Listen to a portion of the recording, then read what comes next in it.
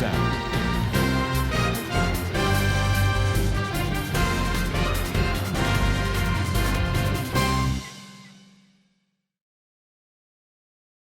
చెప్పేసి కూడా ఈ సందర్భంగా మనం చేస్తా ఉన్నాం.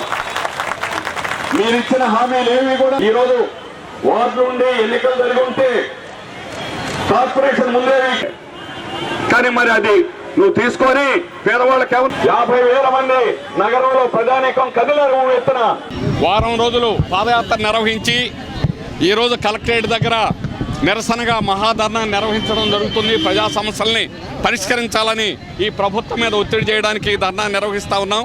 ప్రజా సమస్యలను పరిష్కరించడంలో గత 2.5 సంవత్సరంలో తెలుగుదేశం ప్రభుత్వం పూర్తిగా వైఫల్యం చెందింది. ఉదాహరణకి ఈరోజు ఇళ్ల సమస్య పరిష్కారం చేయడానికే పెద్ద హుదూద్ తుఫాను వచ్చింది, జయించామన్నారు. కానీ ప్రభుత్వం యొక్క సర్వే ప్రకారమే 1,75,000 మందికి ఇళ్ళు లేవని చెప్పేసి ప్రభుత్వ సర్వేలో పేర్లతో సహా ఉన్నాయి. నువ్వు ఇచ్చినటువంటిది ఉన్నవాళ్ళకి కాగితాలు ఇవ్వడం అనేటువంటిది గొప్పతనం కాదు, దానివల్ల సమస్య ఏం పరిష్కారం కాలేదు. అలాగే ఎక్కువ మంది అన్నది ఇప్పటికి కూడా సింహాచలం దేవస్థానం పంచగ్రామాలు 276 సర్వే నంబర్లో ఉన్నటువంటి వాళ్ళకి ఈరోజు కూడా ప్రభుత్వం పట్టించుకోకుండా, ఇది రాజకీయ నిర్ణయం. నిజాయితీగా కానీ ప్రభుత్వం చేయాలనుకుంటే సింహాచలం దేవస్థానం భూమిలో ఉన్నటువంటి వారు అందరికీ కూడా ప్రభుత్వం ఇవ్వచ్చు. కావాలని ఆశ చూపించేటువంటి విధంగా ద్రాక్ష పళ్ళ కోసం ఎగిరించినట్టుగానే ఈరోజు ఆశ చూపించేటువంటి విధంగా వ్యవహరిస్తుంది తప్ప నిజాయితీగా తెలుగుదేశం దీన్ని పరిష్కరించడానికి ఏమాత్రం పూనుకోవడం అనేటువంటిది లేదు. ఇక మిగిలిన అన్ని రంగాల్లో కూడా వైఫల్యం అనేటువంటి చెందింది. ప్రజాస్వామ్యాన్ని కాపాడడంలో జీవీఎంసీ ఎన్నికలు ఈరోజు ఈ ప్రభుత్వం వచ్చి 2.5 సంవత్సరం అయింది, అంతకుముందు 2 సంవత్సరాలు అయింది. 4.5 సంవత్సరం ఒక టర్మ్ లేకుండా వాళ్ళకి కావాల్సిన వాళ్ళకి భూములు ఇచ్చుకోవడానికి, అధికారులతో బ్యూరోక్రాట్లతో పని చేయించుకోవడానికి ఈరోజు ఎన్నికలు పెట్టడంలా. ఎన్నికలు ఎందుకు పెట్టండి?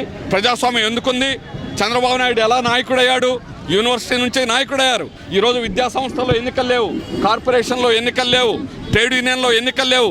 ప్రజాస్వామ్యాన్ని కూనీ చేసేటువంటి విధంగా తెలుగుదేశం ప్రభుత్వం వ్యవహరిస్తూ ఉంది, నిర్బంధాన్ని ప్రయోగిస్తూ ఉంది. సెక్షన్ 30 అనేటువంటిది పేరుతో 365 రోజులు సెక్షన్ 30ని కొనసాగిస్తూ ఉన్నారు. సెక్షన్ 144ని పెడుతున్నారు. ఇట్లాంటి ధర్నాలకి అనుమతులు ఇవ్వడానికే గగనమవుతున్నటువంటి పరిస్థితి అనేటువంటిది ఉంది. ప్రజాస్వామ్యం ఎక్కడుంది తెలుగుదేశం ప్రభుత్వంలో అని అడుగుతున్నాం. కేంద్ర ప్రభుత్వం, రాష్ట్ర ప్రభుత్వం ఇద్దరు కలిసి నాటకం ఆడుతూ ఉన్నారు.